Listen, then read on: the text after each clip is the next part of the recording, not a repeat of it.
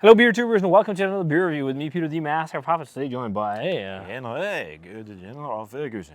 yes, and we're popping a real fresh, just released Tommie Sjef beer, and I brought this for a specific reason because Henrik loves this style. Plinne loves this style. Yeah. I thought this was appropriate to share. Yes. So this is from Tommie Sjef, and this is his Oud Bruin. So a Flemish beer style, a sour brown ale. A lot of these nowadays are, I think pretty much every single one of these nowadays are from big commercial breweries in Belgium, the well-known at least. Like Rodenbach is massive now.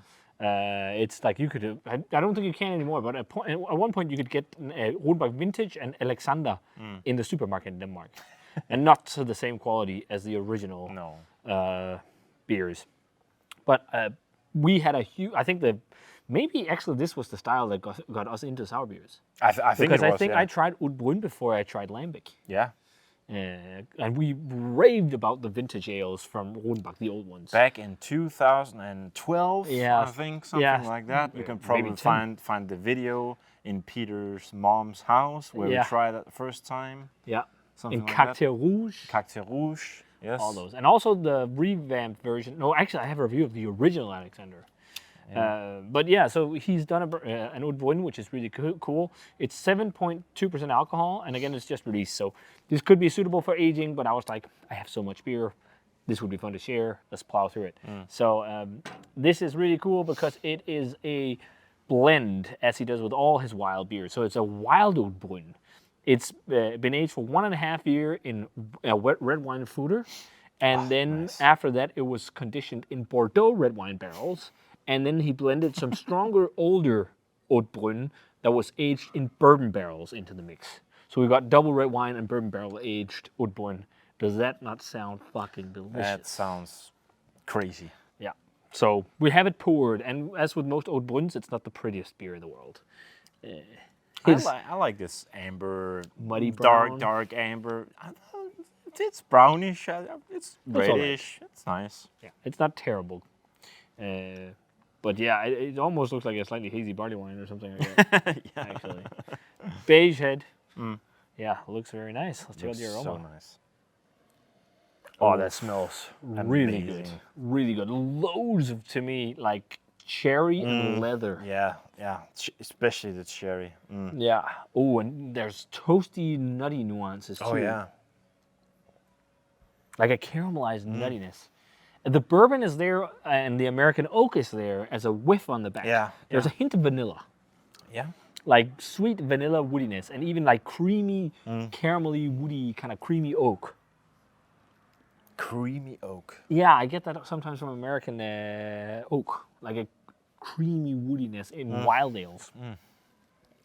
Tobacco. What are you picking up? Just smells amazing. It smells really fucking great. I think this could benefit from aging too. And there I is think so too. Yeah. a modest funk. It smells more like Yeah. a classic Oud Bruin because Yeah. it's not super funky. Because Oud Bruins, historically they would have been funky, but the classic like Rodenbach we've had has been more lactic sourness and acetic Yeah. sourness and stuff like that. But It's really nice. I can really see especially the vanilla. yeah, and the red wine. And the red wine as well. Yeah. Yeah. Yeah, nutty and caramelly and toasty, bready even. This is gonna be amazing. I think can so. already tell. It smells really great. Let's Yeah. try it. Cheers, man.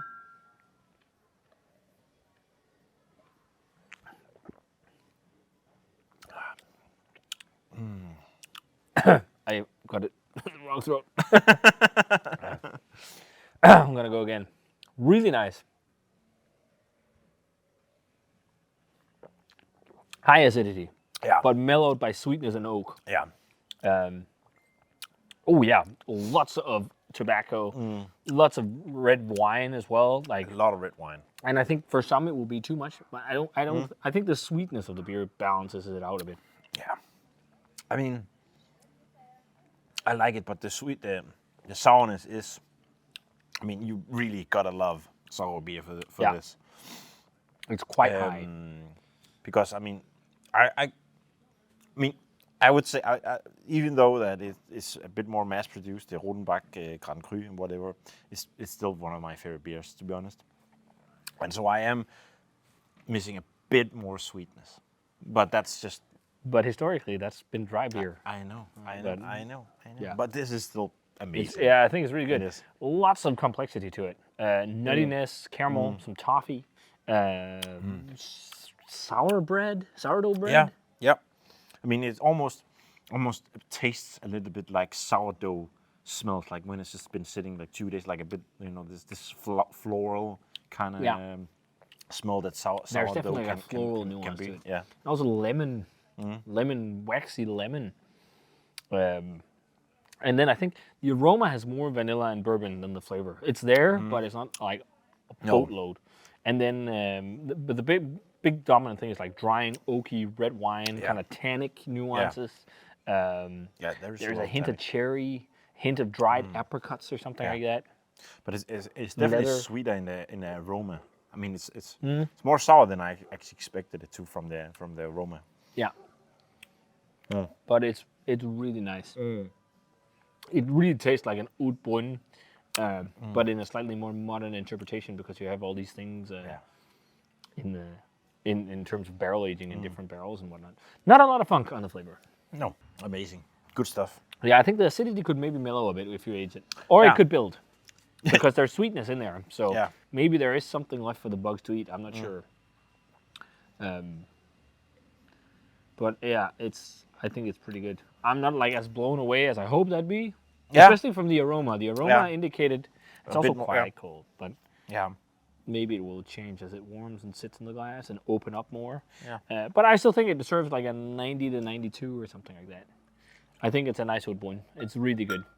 But I remember also having more interesting experiences with the Rodenbach Vintage back in the day. But maybe it's also because it was back in the day and it's a romanticized idea. Yeah. Yeah, I think so. I think so it was. Yeah. Yeah. What do you think about grade? Yeah. Start 90s. 92, 93.